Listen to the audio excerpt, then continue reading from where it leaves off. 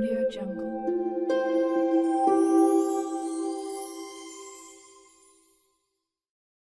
Assalamualaikum warahmatullahi wabarakatuh.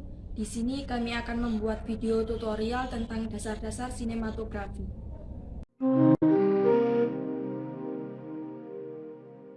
Yang pertama, saya akan menjelaskan tentang komposisi gambar.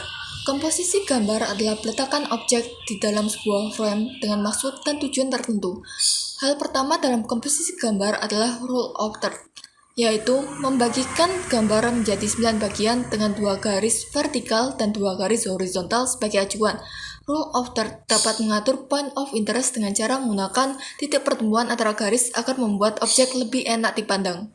Yang kedua, masih dengan rule of third, membuat gambar lebih menarik bisa juga menggunakan sepertiga rule, yaitu meletakkan mata objek sesuai garis yang berada di sepertiga bagian atas. Yang ketiga adalah headroom, yaitu suatu aturan ketika kita menyisakan ruang kosong di atas kepala objek sekitar 5-10% dari keseluruhan frame.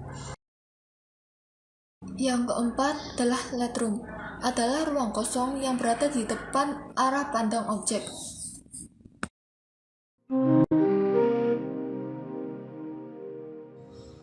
Dan ada juga sudut pandang.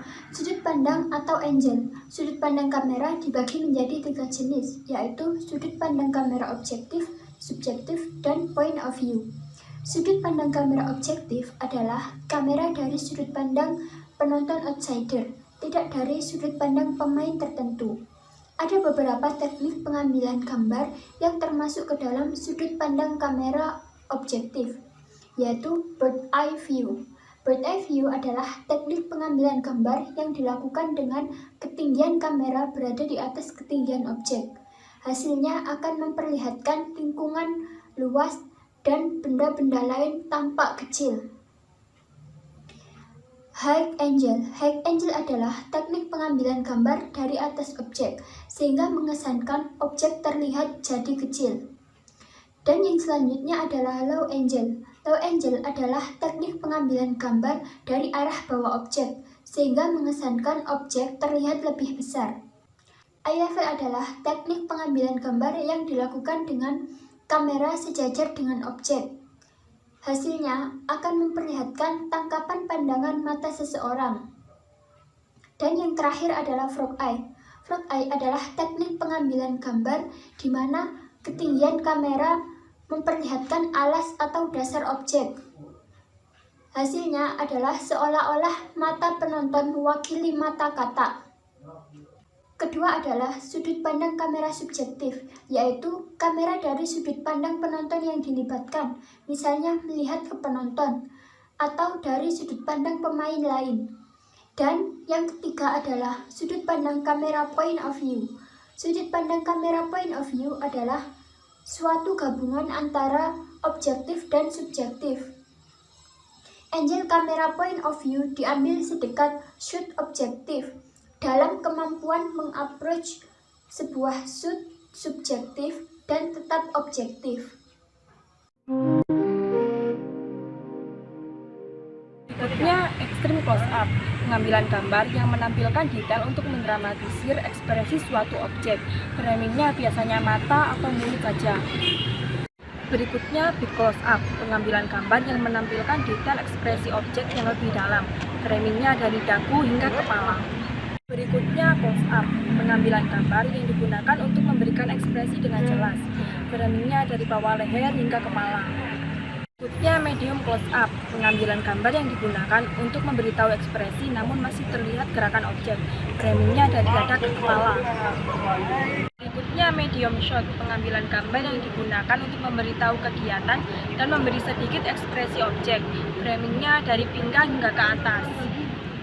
Berikutnya medium long shot, pengambilan gambar yang digunakan untuk menampilkan kegiatan subjek. Framingnya dari lutut hingga ke atas. Berikutnya long shot, pengambilan gambar yang digunakan untuk menampilkan lokasi namun objek terlihat. Framingnya lokasi dan objeknya. Berikutnya very long shot, pengambilan gambar yang akan menampilkan bagian di sekitar secara luas. Sama halnya dengan extreme long shot, tapi bedanya very long shot bagian yang diambil lebih sempit dari extreme long shot. Extreme long shot, pengambilan gambar yang digunakan untuk menampilkan lokasi atau tempat, framingnya lokasi dan objek namun tidak perlu jelas. Berikutnya over shoulder shot, pengambilan gambar yang biasanya digunakan untuk berdialog antar objek, framingnya biasanya diambil dari bahu lawan bicara.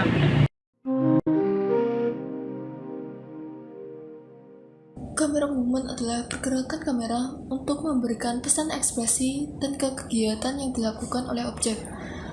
Kamera movement terdiri dari beberapa macam. Yang pertama adalah panning.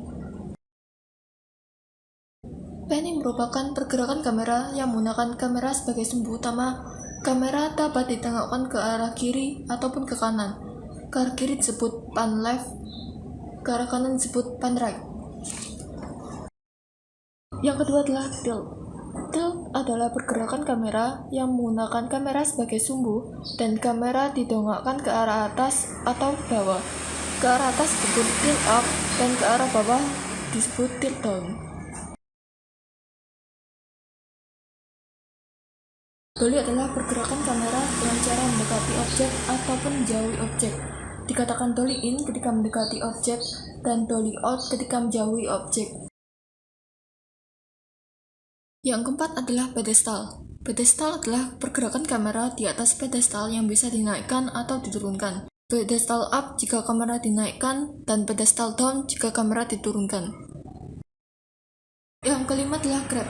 Grab adalah pergerakan kamera secara menyamping, berjalan sejajar dengan subjek yang sedang berjalan. Dikatakan grab left ketika bergerak ke arah kiri, dikatakan grab right ketika bergerak ke kanan.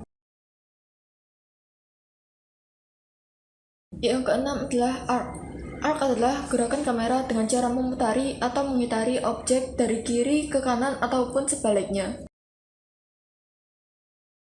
7. Zoom. Zooming adalah gerakan lensa pada kamera zoom mendekati ataupun menjauhi objek secara optik dengan mengubah panjang fokal lensa dari sudut pandang sempit ke sudut pandang lebar ataupun sebaliknya.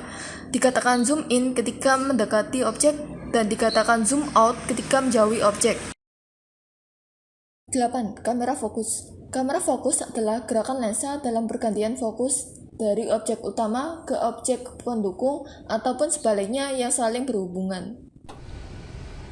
Sekian penjelasan kami tentang sinematografi. Semoga bermanfaat dan sampai jumpa.